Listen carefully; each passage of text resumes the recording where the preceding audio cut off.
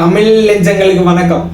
ஒரு ஆயில் கேனை வச்சு எப்படி ஈஸியாக விநாயகர் செய்யலாம்னு சொல்லி தமிழில் போட்டிருந்தேன். அதை நம்பி பார்க்க வந்த எல்லாத்துக்கும் பெரிய நன்றிங்க. அப்புறம் முக்கியமான விஷயம், ஹாப்பி விநாயகர் சதுர்த்தி மக்களே. இவன் என்னடா புதுசாக இந்த மாதிரிலாம் ட்ரை பண்ணுறேன் அப்படின்னு நினைக்காதீங்க. நான் ட்ரா பண்ணி போடலான்னு தான் இருந்தேன். ஆனால் அந்த ஆயில் கேன் வீட்டில் சும்மா தான் கிடக்குது. சரி, இதை வச்சு சும்மா தான் ட்ரை பண்ணணும்னு சொல்லி ட்ரை பண்ணியிருக்கேன். ஓகேவா?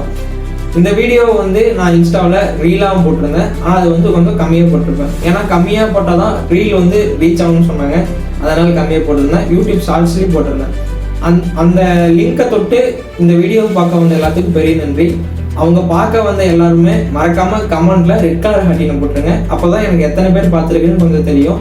இதே மாதிரி வீடியோ போடலாமான்னு கமெண்ட் பண்ணிட்டு போங்க. அப்புறம் முக்கியமான விஷயம், சப்ஸ்கிரைப் பண்ணிடுங்க. அப்புறம் உங்கள் ஃப்ரெண்ட்ஸ் எல்லாத்துக்கும் ஷேர் பண்ணிடுங்க. அப்புறம் லைக் போட்டுருங்க. என் இன்ஸ்டா பேஜ் 1K அடிக்கிறதுக்கு இன்னும் கொஞ்சம் ஃபாலோவர்ஸ் தான் இருக்காங்க. என் இன்ஸ்டா பேஜ் பயோல கொடுத்துருக்கேன்.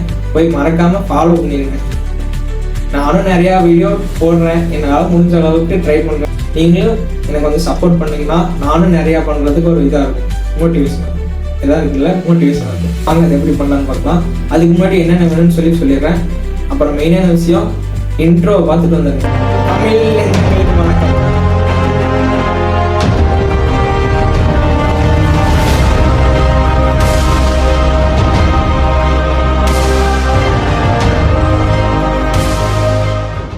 இன்ட்ரோ நல்லா இருந்ததா மக்களே?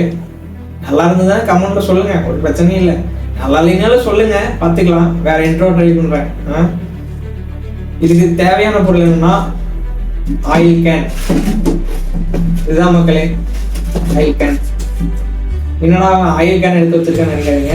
ஆயில் கேன் உங்கள் வீட்டில் அந்த சன்ஃப்ளவர் அந்த மாதிரி பிராண்டடு ஆயில் கேன் அந்த மாதிரிலாம் இருக்கும்ல, அதை எடுத்து வச்சுக்கோங்க.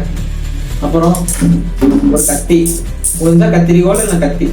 அப்புறம் மெயினான விஷயம், முடிஞ்ச வரையும் சின்ன பசங்க பார்த்தீங்கன்னா பேரண்ட்ஸை பக்கத்தில் வச்சு செய்யுங்க.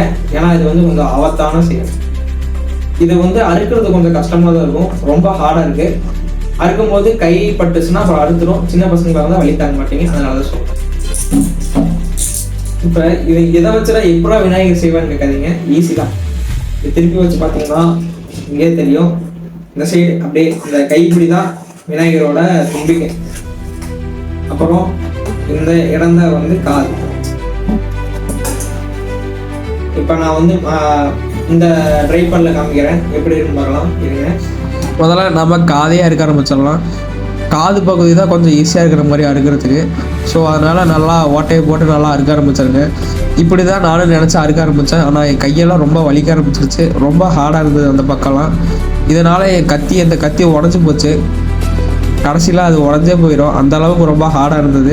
இதனால் வீட்டில் எங்கள் அம்மா கிச்சனுக்கு வச்சுருக்கிற கத்தி எடுத்துகிட்டு அறுத்து எடுத்தேன். இந்த வீடியோவில் அந்த கத்தி உடஞ்சி போனதுனால என்னால் கொஞ்சம் வீடியோ எடுக்க முடியல. வீட்டில் இருக்கிற கத்தி எடுத்துகிட்டு வீடியோ எடுக்காமல் அறுத்து எடுத்து விநாயகரை எடுத்துகிட்டு வந்துட்டேன். அப்புறம் பெயிண்ட்டும் பண்ணிட்டேன். பெயிண்ட் பண்ணது தான் காமிக்க முடியல, சாரி. ஆனால் சொல்கிறேன், அர்காலிக் பெயிண்ட்டு பிளாக் கலர் எடுத்துக்கோங்க. அப்புறம் ஒயிட் கலர், ஒரு அர்காலிக் ஒயிட், அதை எடுத்து மிக்ஸ் பண்ணி செட் பண்ணிங்கனாவே போதும். நல்லா அப்படியே பளிச்சுன்னு பிடிச்சிக்கும். எப்படி உடஞ்சிச்சு பார்த்தீங்களா?